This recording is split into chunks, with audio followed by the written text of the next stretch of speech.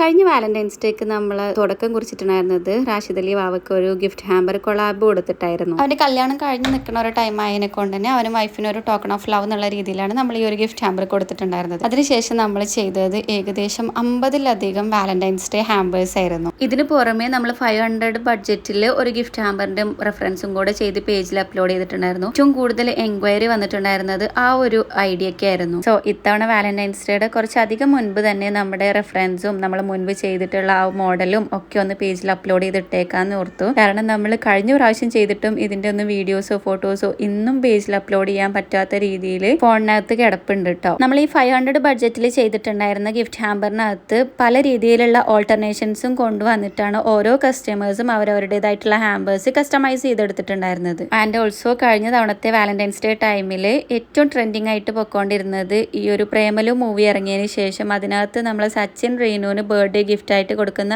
ആ ഒരു night lamp ആയിരുന്നു. സോ നമ്മുടെ മിക്ക ഹാമ്പേഴ്സിലും ആ ഒരു നൈറ്റ് ലാമ്പ് തന്നെയായിരുന്നു താരം. അതിന്റെ പാണ്ട വേർഷനും റാബിറ്റ് വേർഷനും എല്ലാം നമ്മൾ ഹാമ്പേഴ്സിൽ ഡിഫറെന്റ് രീതിയിൽ അറേഞ്ച് ചെയ്ത് കൊടുത്തിട്ടുണ്ടായിരുന്നു. ആൻഡ് ഓൾസോ ഒരുപാട് ഹാമ്പേഴ്സിൽ നമ്മൾ ഇൻക്ലൂഡ് ചെയ്തിട്ടുണ്ടായിരുന്നത് ഗേൾസിന് വേണ്ടിയിട്ടുള്ള ഇയർ റിങ്സ്, ലിപ്സ്റ്റിക് അങ്ങനത്തെയൊക്കെ ഐറ്റംസ് ആയിരുന്നു ഏറ്റവും കൂടുതൽ നമുക്ക് എൻക്വയറീസ് വന്നിട്ടുണ്ടായിരുന്നതും. വാലന്റൈൻസ് ഡേ ടൈമിൽ റെഡ് തീമിന് ഒഴിച്ചുകൂടാൻ പറ്റാത്തത് റെഡ് ഫ്ലവേഴ്സും അതേപോലെ കിറ്റ്കാറ്റും ആയിരുന്നു. അത് നമ്മൾ ഒരുപാട് ഓരോ ഹാമ്പേഴ്സിലും യൂസ് ചെയ്തിട്ടുണ്ടായിരുന്നു. അതിന് പുറമെ ആ ഒരു ടൈമിൽ ട്രെൻഡിങ് ആയിട്ട് വരുന്നതാണ് ഈ ഒരു ഹേർട്ട് ഷേപ്പ് വരുന്ന ഡയറി മിൽക്കും. അതും നമ്മൾ ഒരുപാട് ഹാമ്പേഴ്സിൽ ഇൻക്ലൂഡ് ചെയ്തിട്ടുണ്ടായിരുന്നു. ഇതിനൊക്കെ പുറമെ ആ ഒരു ടൈമിൽ ഞാൻ എൻ്റെ 9th മന്ത് പ്രഗ്നൻസിയിലും കൂടെ ആയിരുന്നു.